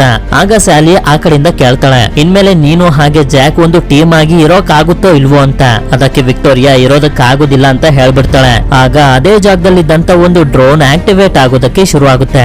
ಜಾಕ್ ಅವಳಿಗೆ ಅರ್ಥ ಮಾಡಿಸೋದಕ್ಕೆ ತುಂಬಾನೇ ಪ್ರಯತ್ನ ಪಡ್ತಿರ್ತಾನೆ. ಆದ್ರೆ ಏನೇ ಮಾಡಿದ್ರು ವಿಕ್ಟೋರಿಯಾ ಅವನ ಮಾತನ್ನ ಕೇಳೋದಕ್ಕೆ ರೆಡಿನೇ ಆಗಿರೋದಿಲ್ಲ. ಅದೇ ಸಮಯಕ್ಕೆ ಅಲ್ಲಿಗೆ ಆ ಡ್ರೋನ್ ಬಂದು ವಿಕ್ಟೋರಿಯಾನ ಸಾಯಿಸ್ಬಿಡುತ್ತೆ. ಅದು ಜಾಕ್ ನು ಕೂಡ ಸಾಯಿಸೋದಕ್ಕೆ ಮುಂದೆ ಬರ್ತಿರ್ಬೇಕಾದ್ರೇನೆ ಜೂಲಿಯಾ ಅದಕ್ಕೆ ಶೂಟ್ ಮಾಡಿ ಜಾಕ್ ನ ಕಾಪಾಡ್ತಾಳೆ. ನಂತರ ಇವನು ಸ್ಯಾಲಿನ ಕಾಂಟ್ಯಾಕ್ಟ್ ಮಾಡಿ ಕೇಳ್ತಾನೆ, ಯಾಕೆ ನೀನು ವಿಕ್ಟೋರಿಯಾನ ಸಾಯಿಸ್ತೆ ಅಂತ. ಆಗ ಅವಳು ಹೇಳ್ತಾಳೆ, ಡ್ರೋನ್ ಇಂದ ಒಂದೊಂದ್ಸಲ ತಪ್ಪಾಗೋಗುತ್ತೆ, ಅದಕ್ಕೆ ನಾವೇನು ಮಾಡೋದಕ್ಕಾಗೋದಿಲ್ಲ, ಅದನ್ನೆಲ್ಲ ಬಿಡು, ನಾವೀಗ ನಿನ್ಗೊಂದು ಹೊಸ ಮಿಷನ್ ಅನ್ನ ಕೊಡ್ತಿದೀವಿ, ನಿನ್ಗೆ ಸಿಕ್ಕಿರುವಂತ ಜೂಲಿಯಾನ ಕರ್ಕೊಂಡ್ ಬಂದು ಟೆಡ್ ಗೆ ಬಿಡು, ನಂತರ ನಾವು ನಿಮ್ಗೆ ಎಲ್ಲಾ ವಿಷಯನೂ ಅರ್ಥ ಮಾಡಿಸ್ತೀವಿ ಅಂತ. ಆದ್ರೆ ಜಾಕ್ ಮಾತ್ರ ಜೂಲಿನ ಕರ್ಕೊಂಡು ಅಲ್ಲಿಂದ ತಪ್ಪಿಸ್ಕೊಂಡು ಹೋಗೋದಕ್ಕೆ ಶುರು ಮಾಡ್ತಾನೆ. ಆದ್ರೆ ಸ್ಯಾಲಿ ಕಳಿಸಿರುವಂತ ಡ್ರೋನ್ಸ್ ಗಳು ಕೂಡ ಇವರನ್ನ ಫಾಲೋ ಮಾಡ್ಕೊಂಡೇ ಬರ್ತಿರ್ತವೆ ಇವರನ್ನ ಸಾಯಿಸೋದಕ್ಕೆ ಅಂತ. ಆದ್ರಿಂದ ಇವರು ಒಂದು ಜಾಗದಲ್ಲಿ ಬಚ್ಚಿಟ್ಕೊಬಿಡ್ತಾರೆ. ಡ್ರೋನ್ಸ್ ಗಳು ಮುಂದೆ ಹೋಗ್ತಿದ್ದಂಗೆನೆ ಜಾಕ್ ಅವುಗಳ ಮೇಲೆ ಅಟ್ಯಾಕ್ ಮಾಡೋದಕ್ಕೆ ಶುರು ಮಾಡ್ತಾನೆ. ಹೀಗೆ ಡ್ರೋನ್ಸ್ ಗಳು ಹಾಗೆ ಜಾಕ್ ನ ಮಧ್ಯೆ ಒಂದು ದೊಡ್ಡ ಫೈಟ್ ಶುರು ಆಗೋಗುತ್ತೆ. ಫೈಟ್ ಮಾಡ್ತಾ ಮಾಡ್ತಾ ಜಾಕ್ ಎರಡು ಡ್ರೋನ್ಸ್ ಗಳನ್ನ ನಾಶ ಮಾಡ್ಬಿಡ್ತಾನೆ. ಮುಂದೆನೆ ರೇಡಿಯೇಷನ್ ಇರುವಂತ ಜಾಗನು ಕೂಡ ಇರುತ್ತೆ. ಅಲ್ಲಿಗೆ ಇವರಿಬ್ರು ಹೋಗ್ಬಾರ್ದು ಅಂತ ಅನ್ಕೊಳ್ತಿರ್ಬೇಕಾದ್ರೇನೆ ಕೊನೆದಾಗಿ ಉಳ್ಕೊಂಡಿರುವಂತ ಡ್ರೋನ್ ಬಂದು ಇವರಿಗೆ ಕ್ರಾಶ್ ಆಗ್ಬಿಡುತ್ತೆ. ಇದರಿಂದ ಇವರು ರೇಡಿಯೇಷನ್ ಇರುವಂತ ಜಾಗಕ್ಕೆ ಎಂಟರ್ ಆಗ್ಬಿಡ್ತಾರೆ. ಡ್ರೋನ್ ಮತ್ತೆ ಬರ್ತಿರೋದ್ರಿಂದ ಅದಕ್ಕೆ ಶೂಟ್ ಮಾಡಿ ಬ್ಲಾಸ್ಟ್ ಮಾಡ್ಬಿಡ್ತಾನೆ. ಹಾಗೆ ಇವರು ಕೂಡ ಸೇಫ್ ಆಗಿ ಲ್ಯಾಂಡ್ ಆಗ್ತಾರೆ. ಇವನು ಹೊರಗಡೆ ಬಂದಾಗ ಗೊತ್ತಾಗುತ್ತೆ ಈ ಜಾಗದಲ್ಲಿ ಯಾವುದೇ ತರದ ರೇಡಿಯೇಷನ್ಸ್ ಗಳು ಇಲ್ಲ ಅಂತ. ಅದೇ ಸಮಯಕ್ಕೆ ಇವನು ನೋಡ್ತಾನೆ ಕ್ರಾಶ್ ಆಗಿ ಬಿದ್ದಿದ್ದಂತ ಡ್ರೋನ್ ಅನ್ನ ರಿಪೇರಿ ಮಾಡೋದಕ್ಕೆ ಯಾರೋ ಒಬ್ಬ ವ್ಯಕ್ತಿ ಬರ್ತಾನೆ. ಆದ್ರಿಂದ ಅವನನ್ನ ತಡೆಯೋದಕ್ಕೆ ಅಂತ ಜಾಕ್ ಹತ್ರ ಬಂದು ನೋಡಿದಾಗ ಇವನಿಗೆ ಗೊತ್ತಾಗುತ್ತೆ ಆ ವ್ಯಕ್ತಿ ನೋಡೋದಕ್ಕೆ ಸೇಮ್ ಜಾಕ್ ತರನೇ ಇದಾನೆ ಅಂತ. ಇದನ್ನ ನೋಡಿ ಇಬ್ರಿಗೂ ಕೂಡ ತುಂಬಾನೇ ಶಾಕ್ ಆಗೋಗುತ್ತೆ. ಇಲ್ಲಿ ಬಿದ್ದಿರುವಂತ ಡ್ರೋನ್ ಅನ್ನ ರೆಡಿ ಮಾಡೋದಕ್ಕೆ ಬಂದಿರೋನ ಹೆಸರು ಜಾಕ್ 52 ಅಂತ. ನಾವು ಈಗ ಮೊದ್ಲಿಂದ ನೋಡ್ತಿರುವಂತ ಜಾಕ್ ನ ಹೆಸರು ಜಾಕ್ 49 ಅಂತ. ಅದೇ ಸಮಯಕ್ಕೆ ಇಲ್ಲಿಗೆ ಜೂಲಿಯಾ ಕೂಡ ಬಂದ್ಬಿಡ್ತಾಳೆ. ಜೂಲಿಯಾನ ನೋಡಿ ಜಾಕ್ 52 ಕೂಡ ತುಂಬಾನೇ ಶಾಕ್ ಆಗೋಗಿರ್ತಾನೆ. ಯಾಕೆಂತಂದ್ರೆ ಅವನಿಗೂ ಕೂಡ ಜೂಲಿಯಾ ವಿಷನ್ಸ್ ಗಳೆಲ್ಲ ಬರ್ತಿರ್ತವೆ. ಇಲ್ಲೆಲ್ಲ ಏನ್ ನಡೀತಿದೆ ಅಂತ ಇಬ್ರಿಗೂ ಕೂಡ ಗೊತ್ತಾಗದೆ ಫೈಟ್ ಮಾಡೋದಕ್ಕೆ ಶುರು ಮಾಡ್ಬಿಡ್ತಾರೆ. ಹೀಗೆ ಇವರಿಬ್ರು ಫೈಟ್ ಮಾಡ್ತಿರ್ಬೇಕಾದ್ರೆ ಒಂದು ಬುಲೆಟ್ ಹೋಗಿ ಜೂಲಿಯಾಗೆ ಬಿದ್ದೋಗುತ್ತೆ. ಆದ್ರಿಂದ ಜಾಕ್ 52ಗೆ ಚೆನ್ನಾಗಿ ಹೊಡೆದು ಅವನನ್ನ ಪ್ರಜ್ಞೆ ತಪ್ಪಿಸಿ ಇವನು ಜೂಲಿಯಾ ಹತ್ರ ಬಂದು ನೋಡ್ತಾನೆ. ಇವಳಿಗೆ ತುಂಬಾನೇ ಬ್ಲಡ್ ಹೋಗ್ತಿರುತ್ತೆ. ಅದಕ್ಕೆ ಅವಳನ್ನ ಒಂದು ಜಾಗದಲ್ಲಿ ಮಲಗಿಸಿ ಮತ್ತೆ ಅಲ್ಲಿಗೆ ಬಂದು ನೋಡ್ತಾನೆ. ಜಾಕ್ 52 ಫ್ಲೈಯಿಂಗ್ ಆಬ್ಜೆಕ್ಟ್ ಕೂಡ ಅಲ್ಲೇ ಇರುತ್ತೆ. ಆದ್ರಿಂದ ಅವನನ್ನ ಕಟ್ ಹಾಕಿ ಫ್ಲೈಯಿಂಗ್ ಆಬ್ಜೆಕ್ಟ್ ನ ಒಳಗಡೆ ಬಂದು ಕುತ್ಕೋತಾನೆ. ಆಗ ಅದು ಅವನನ್ನ ಟವರ್ 52 ಅನ್ನೋ ಒಂದು ಜಾಗಕ್ಕೆ ಕರ್ಕೊಂಡು ಹೋಗುತ್ತೆ. ನಾವು ಮೊದ್ಲಿಂದ ಜಾಕ್ ಹಾಗೆ ವಿಕ್ಟೋರಿಯಾನ ನೋಡ್ತಿದ್ವಲ್ಲ, ಅವರಿಬ್ರು ಇದ್ದಿದ್ದು ಟವರ್ 49 ಅಂತ. ನಂತರ ಇವನು ಒಳಗಡೆ ಬಂದು ಮೆಡಿಕಲ್ ಕಿಟ್ ನ ತಗೊಂಡು ಹೋಗ್ತಿರ್ಬೇಕಾದ್ರೆ ಅಲ್ಲಿಗೆ ವಿಕ್ಟೋರಿಯಾ ಬರ್ತಾಳೆ. ಇವಳು ವಿಕ್ಟೋರಿಯಾ 52 ಜಾಕ್ 52 ಜೊತೆ ಕೆಲಸ ಮಾಡೋವಳು. ಇವಳಿಗೆ ಗೊತ್ತಾಗೋದಿಲ್ಲ ಇವನು ಜಾಕ್ 49 ಅಂತ. ಅದಕ್ಕೆ ಇವನು ಅವಳನ್ನ ಕರಿತಾನೆ. ನೀನು ಕೂಡ ನನ್ ಜೊತೆ ಬಾ, ನಾನು ಏನೋ ನಿನ್ಗೆ ಹೇಳ್ಬೇಕು ಅಂತ. ಹಾಗ್ ಮಾಡಿದ್ರೆ ನಾವು ರೂಲ್ಸ್ ಅನ್ನ ಮುರ್ದಂಗ ಆಗುತ್ತೆ, ನಾನ್ ಬರೋದಿಲ್ಲ, ನೀನೇ ಹೋಗ್ಬಾ ಅಂತ ಹೇಳ್ತಾಳೆ. ಆದ್ರಿಂದ ಇವನು ಕೂಡ ಸರಿ ಅಂತ ಹೇಳಿ ಫ್ಲೈಯಿಂಗ್ ಆಬ್ಜೆಕ್ಟ್ ಅನ್ನ ತಗೊಂಡು ಮತ್ತೆ ಅದೇ ಜಾಗಕ್ಕೆ ಬಂದ್ರೆ ಅಲ್ಲಿ ಜಾಕ್ 52 ಇರೋದಿಲ್ಲ. ನಂತರ ಇವನು ತಂದಿದ್ದಂತ ಮೆಡಿಕಲ್ ಕಿಟ್ ಅನ್ನ ಯೂಸ್ ಮಾಡ್ಕೊಂಡು ಜೂಲಿಯಾಗೆ ಟ್ರೀಟ್ಮೆಂಟ್ ಅನ್ನ ಕೊಡ್ತಾನೆ. ಇದೆಲ್ಲ ಆದ್ಮೇಲೆ ಅವಳನ್ನ ಕರ್ಕೊಂಡು ಲೇಕ್ ನ ಪಕ್ಕದಲ್ಲಿ ಕಟ್ಟಿದಂತ ಮನೆಗೆ ಬರ್ತಾನೆ. ಆ ಜಾಗ ಜೂಲಿಯಾಗೆ ತುಂಬಾನೇ ಇಷ್ಟ ಆಗುತ್ತೆ. ಆ ರಾತ್ರಿನೇ ಇವರಿಬ್ರು ಅಲ್ಲೇ ಕಳೆದು ಮಾರನೇ ದಿನ ರೆಡಿ ಆಗಿ ಮ್ಯಾಲ್ಕಮ್ ಇರುವಂತ ಜಾಗಕ್ಕೆ ಬರ್ತಾರೆ. ಈಗ ಇವರಿಬ್ರಿಗೂ ಎಲ್ಲಾ ವಿಷಯ ಗೊತ್ತಾಗಿರೋದ್ರಿಂದ ಮ್ಯಾಲ್ಕಮ್ಗೆ ಸಹಾಯ ಮಾಡ್ಬೇಕು ಅಂತ ಅನ್ಕೊಂಡಿರ್ತಾರೆ. ಅಷ್ಟೇ ಅಲ್ಲ, ಮ್ಯಾಲ್ಕಮ್ಗೆ ಮೊದ್ಲಿಂದಾನು ಗೊತ್ತಿತ್ತು ಇಲ್ಲಿ ಜಾಕ್ ನ ತುಂಬಾ ಕ್ಲೋನ್ಸ್ ಗಳೆಲ್ಲ ಇದಾವೆ ಅಂತ. ಅದನ್ನ ಅವನಿಗೆ ಅರ್ಥ ಮಾಡಿಸೋದಕ್ಕೆ ಅಂತಾನೆ ರೇಡಿಯೇಷನ್ ಇರುವಂತ ಜಾಗಕ್ಕೆ ಹೋಗು ಅಂತ ಹೇಳಿದ್ದು. ಈಗಾಗ್ಲೇ ಇವರು ಪ್ಲಾನ್ ಮಾಡಿರೋ ರೀತಿನೇ ಜಾಕ್ ಇವ್ರ ಹತ್ರ ಇರುವಂತ ಡ್ರೋನ್ ಅನ್ನ ಪ್ರೋಗ್ರಾಮ್ ಮಾಡ್ತಿರ್ತಾನೆ. ಇದ್ರೊಳಗಡೆ ನ್ಯೂಕ್ಲಿಯರ್ ಬಾಂಬ್ ಅನ್ನ ಇಟ್ಟು ಇದನ್ನ ಟೆಡ್ ಗೆ ಕಳ್ಸಿ ಬ್ಲಾಸ್ಟ್ ಮಾಡೋದಕ್ಕೆ ಅಂತ. ಆಗ ಮ್ಯಾಲ್ಕಮ್ ಜಾಕ್ಗೆ ಹೇಳ್ತಾನೆ, ಟೆಡ್ ಚಂದ್ರನ ನಾಶ ಮಾಡ್ದಾಗಿಂದನು ನಾನು ಇಲ್ಲೇ ಇದ್ದೀನಿ. ಮೊದಲನೇ ಸಲ ಟೆಡ್ ಮನುಷ್ಯರ ಮೇಲೆ ಅಟ್ಯಾಕ್ ಮಾಡೋದಕ್ಕೆ ಅಂತ ತನ್ನ ಆರ್ಮಿನ ಕಳಿಸ್ತು. ಆ ಆರ್ಮಿಯಲ್ಲಿ ಇದ್ದಂತ ಸಾವಿರಾರು ಜನಗಳು ನೋಡೋದಕ್ಕೆ ನಿನ್ನ ತರನೇ ಇದ್ದು. ಹೇಳ್ಬೇಕು ಅಂತಂದ್ರೆ ಏಲಿಯನ್ಸ್ ಗಳು ನಿನ್ನ DNA ನ ಇಟ್ಕೊಂಡು ಸಾವಿರಾರು ಜಾಕ್ ಗಳನ್ನ ತಯಾರಿಸಿದ್ರು. ಅವರನ್ನೆಲ್ಲ ಮನುಷ್ಯರನ್ನ ಸಾಯಿಸೋದಕ್ಕೆ ಅಂತ ಪ್ರೋಗ್ರಾಮ್ ಮಾಡಿ ಕಳಿಸಿದ್ರು. ಕೈಗೆ ಸಿಕ್ಕಂತ ಮನುಷ್ಯರನ್ನೆಲ್ಲ ಸಾಯಿಸೋದ್ಮೇಲೆ ಟೆಡ್ ಮತ್ತೊಂದ್ಸಲ ಸಾವಿರಾರು ಜಾಕ್ ಗಳನ್ನ ಭೂಮಿಗೆ ಕಳಿಸ್ತು. ಆದ್ರೆ ಈ ಸಲ ಆ ಜಾಕ್ ಗಳೆಲ್ಲ ಬೇರೆ ಬೇರೆ ಜಾಗದಲ್ಲಿ ಡ್ರೋನ್ ಅನ್ನ ರಿಪೇರಿ ಮಾಡುವಂತವ್ರಾಗಿದ್ರು. ಅದ್ರಲ್ಲಿ ನೀನು ಕೂಡ ಒಬ್ಬ. ಈಗಾಗ್ಲೇ ಇದೇ ತರ ತುಂಬಾ ಗ್ರಹಗಳನ್ನ ಟೆಡ್ ತನ್ನ ವಶಕ್ಕೆ ತಗೊಂಡಿದೆ. ಆ ಗ್ರಹಗಳಲ್ಲಿ ಸಿಗುವಂತ ಎನರ್ಜಿಸ್ ಗಳನ್ನ ತಮ್ಮ ವಶಕ್ಕೆ ತಗೊಳ್ಳೋದಕ್ಕೆ ಅಂತ. ಇಲ್ಲಿ ಮ್ಯಾಲ್ಕಮ್ ಯಾಕೆ ಈ ಸಲ ಜಾಕ್ ನ ನಂಬಿದ್ದಾನೆ ಅಂತಂದ್ರೆ ಡ್ರೋನ್ ಸ್ಲೀಪಿಂಗ್ ಪಾಡ್ ಒಳಗಡೆ ಇದ್ದಂತ ಜೂಲಿಯಾನ ಸಾಯಿಸೋದಕ್ಕೆ ಅಂತ ಬಂದಾಗ ಅವಳನ್ನ ಕಾಪಾಡೋದಕ್ಕೆ ಅಂತ ಜಾಕ್ ಅವನ ಪ್ರಾಣನು ಕೂಡ ಲೆಕ್ಕಿಸದೆ ಡ್ರೋನ್ ನ ಮುಂದೆ ಬಂದ್ಬಿಟ್ಟಿದ್ದ. ಇದರಿಂದ ಮ್ಯಾಲ್ಕಮ್ಗೆ ಗೊತ್ತಾಗಿರುತ್ತೆ ಇನ್ನೂ ಕೂಡ ಈ ಜಾಕ್ ನ ಒಳಗಡೆ ಮನುಷ್ಯತ್ವ ಬದುಕಿದೆ ಅಂತ. ಆದ್ರಿಂದಾನೆ ಇವನನ್ನ ನಂಬಿದ್ದು. ಅದೇ ಸಮಯಕ್ಕೆ ಜಾಕ್ ಡ್ರೋನ್ ಅನ್ನ ಪ್ರೋಗ್ರಾಮ್ ಮಾಡಿ ಮುಗಿಸ್ತಾನೆ. ಇದರಿಂದ ಎಲ್ಲರಿಗೂ ತುಂಬಾನೇ ಸಂತೋಷ ಆಗುತ್ತೆ. ಆದ್ರಿಂದ ಇದ್ರೊಳಗಡೆ ನ್ಯೂಕ್ಲಿಯರ್ ಬಾಂಬ್ ಅನ್ನ ಇಟ್ಟು ಟೆಡ್ ಹತ್ರ ಕಳಿಸೋದಕ್ಕೆ ಎಲ್ಲಾ ತಯಾರಿನೂ ಮಾಡ್ಕೋತಿರ್ಬೇಕಾದ್ರೆ ಸ್ಯಾಲಿ ಕಳಿಸಿರುವಂತ 3 ಡ್ರೋನ್ಸ್ ಗಳು ಅಲ್ಲಿಗೆ ಬಂದು ಎಲ್ಲರ ಮೇಲೆ ಅಟ್ಯಾಕ್ ಮಾಡ್ತಾ ಅವರನ್ನ ಸಾಯಿಸೋದಕ್ಕೆ ಶುರು ಮಾಡ್ತವೆ. ಮ್ಯಾಲ್ಕಮ್ ನ ಜನರು ಕೂಡ ಇವುಗಳ ಜೊತೆ ಫೈಟ್ ಮಾಡೋದಕ್ಕೆ ತುಂಬಾನೇ ಪ್ರಯತ್ನ ಪಡ್ತಿರ್ತಾರೆ. ಹೀಗೆ ಒಂದು ಡ್ರೋನ್ ಅಲ್ಲಿದ್ದಂತ ಎಲ್ಲಾ ಜನರನ್ನ ಸಾಯಿಸೋದಕ್ಕೆ ನೋಡ್ತಿರ್ಬೇಕಾದ್ರೇನೆ ಮ್ಯಾಲ್ಕಮ್ ನ ಒಬ್ಬ ವ್ಯಕ್ತಿ ಬಂದು ಆ ಡ್ರೋನ್ ಅನ್ನ ಡಿಸ್ಫಂಕ್ಷನ್ ಮಾಡ್ತಾನೆ. ಈ ಕಡೆ ಜಾಕ್ ಕೂಡ ಹೇಗೋ ಮಾಡಿ ಒಂದು ಡ್ರೋನ್ ಅನ್ನ ಬ್ಲಾಸ್ಟ್ ಮಾಡ್ಬಿಡ್ತಾನೆ. ಹಾಗೆ ಫೈಟ್ ಮಾಡ್ತಾ ಮಾಡ್ತಾ ಮತ್ತೊಂದು ಡ್ರೋನ್ ಅನ್ನು ಕೂಡ ಬ್ಲಾಸ್ಟ್ ಮಾಡ್ಬಿಡ್ತಾನೆ. ಜೂಲಿಯಾಗೆ ಇನ್ನು ಏನು ಆಗದೆ ಇರೋದನ್ನ ನೋಡಿ ಜಾಕ್ಗೆ ತುಂಬಾನೇ ಸಂತೋಷ ಆಗುತ್ತೆ. ಸರಿ ಅಂತ ಹೇಳಿ ಮುಂದೆ ಬಂದು ನೋಡಿದ್ರೆ ಜಾಕ್ ಪ್ರೋಗ್ರಾಮ್ ಮಾಡಿ ಇಟ್ಟಿದ್ದಂತ ಡ್ರೋನ್ ಸರ್ವ ನಾಶ ಆಗೋಗಿರುತ್ತೆ. ಹಾಗೆ ಮ್ಯಾಲ್ಕಮ್ಗೂ ಕೂಡ ತುಂಬಾನೇ ಏಟ್ಗಳೆಲ್ಲ ಆಗೋಗಿರ್ತವೆ. ಡ್ರೋನ್ ಕೆಟ್ಟೋಗಿರೋಂತ ವಿಷಯನ ಕೇಳಿ ಮ್ಯಾಲ್ಕಮ್ಗೂ ಕೂಡ ತುಂಬಾನೇ ಬೇಜಾರಾಗುತ್ತೆ. ಆಗ ಜೂಲಿಯಾ ಬಂದು ಹೇಳ್ತಾಳೆ, ಸ್ಯಾಲಿ ನನ್ನನ್ನ ಮೇಲೆ ಟೆಡ್ ಹತ್ರ ಕರ್ಕೋಬಾ ಅಂತ ಹೇಳಿದ್ಲಲ್ಲ, ಅದಕ್ಕೆ ನಾವು ನ್ಯೂಕ್ಲಿಯರ್ ಬಾಂಬ್ ಅನ್ನ ಎತ್ಕೊಂಡು ಹೋಗಿ ಟೆಡ್ ನ ಬ್ಲಾಸ್ಟ್ ಮಾಡಿ ಭೂಮಿಲಿ ಉಳ್ಕೊಂಡಿರುವಂತ ಅಲ್ಪ ಸ್ವಲ್ಪ ಜನರನ್ನ ಕಾಪಾಡೋಣ ಅಂತ. ಅದಕ್ಕೆ ಜಾಕ್ ಕೂಡ ಸರಿ ಅಂತ ಒಪ್ಕೊಂಡು ಇವಳನ್ನ ಒಂದು ಸ್ಲೀಪಿಂಗ್ ಪಾಡ್ ಒಳಗಡೆ ಮಲಗಿಸಿ ಆ ಸ್ಲೀಪಿಂಗ್ ಪಾಡ್ ಅನ್ನ ತಗೊಂಡ್ ಬಂದು ಇವನ ಫ್ಲೈಯಿಂಗ್ ಆಬ್ಜೆಕ್ಟ್ ಒಳಗಡೆ ಇಟ್ಕೋತಾನೆ. ಹಾಗೆ ಜೂಲಿಯಾಗೆ ಸಿಕ್ಕಿದಂತ ಫ್ಲೈಟ್ ರೆಕಾರ್ಡರ್ ಅನ್ನ ಆನ್ ಮಾಡ್ಕೊಂಡು ಅಲ್ಲಿಂದ ಟೆಡ್ ಕಡೆಗೆ ಹೋಗೋದಕ್ಕೆ ಶುರು ಮಾಡ್ತಾನೆ. ಇಲ್ಲಿಂದ ಸೀನ್ 60 ವರ್ಷಗಳ ಹಿಂದೆ ಫ್ಲಾಶ್ ಬ್ಯಾಕ್ ಗೆ ಹೋಗುತ್ತೆ.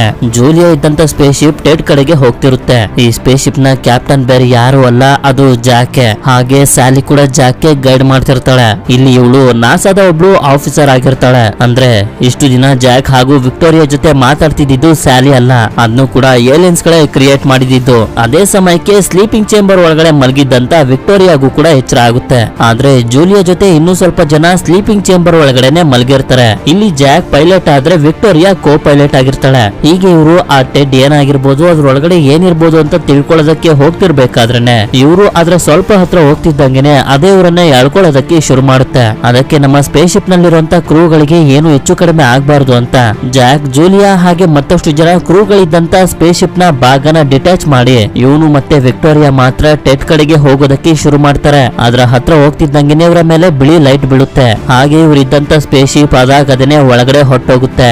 ಜಾಕ್ ಜೂಲಿಯಾ ಇದ್ದಂತ ಸ್ಪೇಸ್ ಶಿಪ್ ಭಾಗನ ಡಿಟ್ಯಾಚ್ ಮಾಡಿದ್ರಿಂದ ಅದು 60 ವರ್ಷಗಳವರೆಗೂ ಸ್ಪೇಸ್ ನಲ್ಲೇ ಸುತ್ತಾಡ್ತಿತ್ತು. ಆದ್ರೆ ಯಾವಾಗ ಮ್ಯಾಲ್ಕಮ್ ಹಾಗೆ ಅವನ ಜನರು ಸೇರಿ ಸ್ಪೇಸ್ ಗೆ ಒಂದು ಸಿಗ್ನಲ್ ಅನ್ನ ಕಳಿಸಿದ್ರು, ಆ ಸಿಗ್ನಲ್ ಸ್ಪೇಸ್ ಶಿಪ್ ನ ಭಾಗಕ್ಕೆ ಸಿಕ್ಕಿ ಅದು ಬಂದು ಭೂಮಿಗೆ ಕ್ರಾಶ್ ಆಗಿದ್ದು. ಇಲ್ಲಿಂದ ಸೀನ್ ಪ್ರೆಸೆಂಟ್ ಗೆ ಬಂದಾಗ ನಮ್ಗೆ ಗೊತ್ತಾಗುತ್ತೆ ಫ್ಲೈಟ್ ರೆಕಾರ್ಡರ್ ಇಂದ ಜಾಕ್ ಗೆ ಎಲ್ಲಾ ವಿಷಯನೂ ಗೊತ್ತಾಗೋಗಿರುತ್ತೆ. ಸರಿ ಅಂತ ಹೇಳಿ ಇವನು ಆ ಫ್ಲೈಯಿಂಗ್ ಆಬ್ಜೆಕ್ಟ್ ನ ತಗೊಂಡು ಟೆಡ್ ನ ಒಳಗಡೆ ಎಂಟರ್ ಆಗ್ತಾನೆ. ಈ ಜಾಗ ತುಂಬಾ ವಿಚಿತ್ರವಾಗಿರುತ್ತೆ. ಇದನ್ನೆಲ್ಲ ನೋಡಿ ಜಾಕುಗಂತೂ ಒಳಗಡೆನೆ ತುಂಬಾನೇ ಭಯ ಆಗ್ತಿರುತ್ತೆ. ಆದ್ರೆ ಅದನ್ನ ತೋರಿಸ್ಕೊಳ್ಳೋದಕ್ಕೆ ಹೋಗ್ತಿರೋದಿಲ್ಲ. ಇಲ್ಲೇ ನಮ್ಗೆ ತೋರಿಸ್ತಾರೆ ಏಲಿಯನ್ಸ್ ಗಳು ಜಾಕ್ ಹಾಗೆ ವಿಕ್ಟೋರಿಯಾ DNA ಇಟ್ಕೊಂಡು ತುಂಬಾ ಕ್ಲೋನ್ಸ್ ಗಳನ್ನ ತಯಾರಿಸಿರ್ತಾರೆ. ಹೀಗೆ ಇವನು ಮುಂದೆ ಬಂದಾಗ ಇದನ್ನೆಲ್ಲ ಕಂಟ್ರೋಲ್ ಮಾಡ್ತಿರುವಂತ ಏಲಿಯನ್ ಹತ್ರ ಬಂದು ತಲುಪ್ತಾನೆ. ನಂತರ ಇವನು ಹೊರಗಡೆ ಬಂದು ಆ ಸ್ಲೀಪಿಂಗ್ ಪಾಡ್ ಅನ್ನ ಓಪನ್ ಮಾಡಿದಾಗ ಅದ್ರಲ್ಲಿ ಮ್ಯಾಲ್ಕಮ್ ಇರ್ತಾನೆ. ಯಾಕೆಂತಂದ್ರೆ ಜಾಕ್ ಜೂಲಿಯಾನ ಲೇಕ್ ಹೌಸ್ ಹತ್ರನೇ ಬಿಟ್ಟು ಬಂದಿರ್ತಾನೆ. ನಂತರ ಇವರಿಬ್ರು ತಂದಿರುವಂತ ನ್ಯೂಕ್ಲಿಯರ್ ಬಾಂಬ್ ಅನ್ನ ಸೆಟ್ ಮಾಡ್ತಿರ್ತಾರೆ ಬ್ಲಾಸ್ಟ್ ಮಾಡೋದಕ್ಕೆ ಅಂತ. ಆಗ ಆ ಏಲಿಯನ್ ಹೇಳ್ತಿರುತ್ತೆ, ಜಾಕ್ ನಾನು ನಿನ್ನನ್ನ ಕ್ರಿಯೇಟ್ ಮಾಡಿರೋದು, ನಾನು ಏನ್ ಹೇಳ್ತೀನೋ ಅದನ್ನ ನೀನು ಕೇಳಬೇಕು ಅಂತ. ಆದ್ರೆ ಅದಕ್ಕೆ ಇವರಿಬ್ರು ಕೇರೆ ಮಾಡೋದಿಲ್ಲ, ನ್ಯೂಕ್ಲಿಯರ್ ಬಾಂಬ್ ಅನ್ನ ಬ್ಲಾಸ್ಟ್ ಮಾಡ್ಬಿಡ್ತಾರೆ. ಇದರಿಂದ ಟೆಡ್ ಸಂಪೂರ್ಣವಾಗಿ ನಾಶ ಆಗೋಗುತ್ತೆ.